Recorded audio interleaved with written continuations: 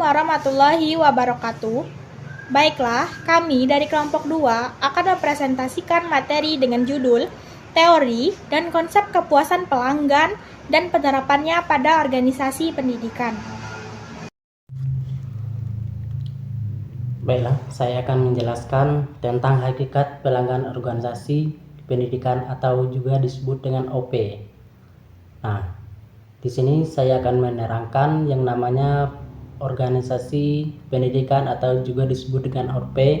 Kepuasan pelanggan itu adalah suatu kondisi di mana kondisi terakhir diterima oleh pelanggan dari produk yang dia dapatkan sesuai dengan produk yang diharapkan dari produk tersebut.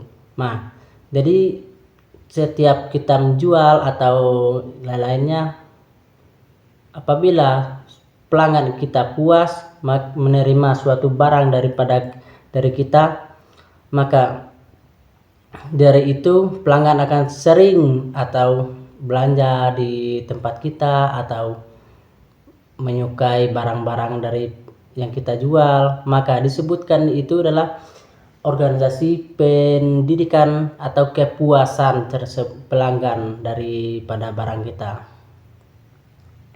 Apabila dikaitkan dengan lembaga pendidikan, maka dapat apa yang didapatkan dalam masyarakat pengguna lembaga pendidikan kita sesuai dengan apa yang diharapkan dari lembaga pendidikan.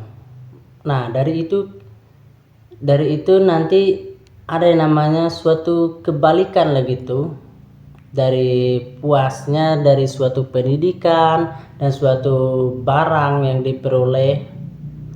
Seumpama tadi dari pelanggan kita. Nah, kita kembalikan dengan pendidikan.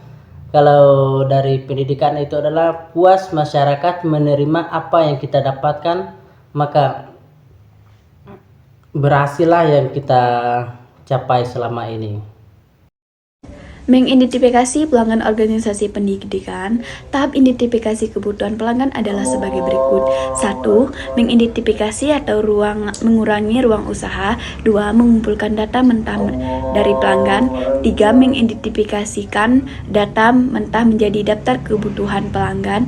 4. Menyusun kebutuhan menjadi tingkat harkat primer, sekunder, tersier.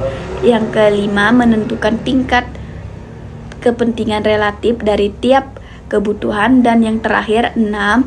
Merealisasikan hasil dan proses. Prinsip dasar kepuasan pelanggan itu ada 3. Yang pertama, memahami kebutuhan dan persyaratan pelanggan baik internal maupun eksternal, baik saat ini maupun yang akan datang. Yang kedua, mengukur kepuasan pelanggan dan melakukan kebaikan berdasarkan hasil pengukuran tersebut. Yang ketiga, memastikan tujuan perusahaan terkait langsung dengan kebutuhan dan harapan pelanggan. Baiklah, saya Rani Anjani, saya akan menjelaskan tentang proses mengetahui harapan pelanggan organisasi pendidikan.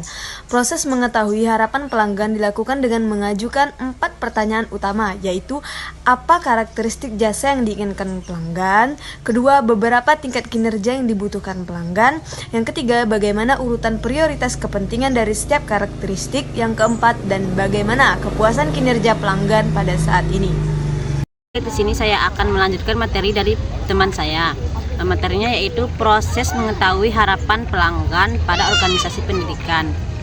Apabila terjadi ketidakpuasan dalam pelanggan, kemungkinan tindakan dari pelanggan adalah tidak melakukan apa-apa atau tidak melakukan komplain.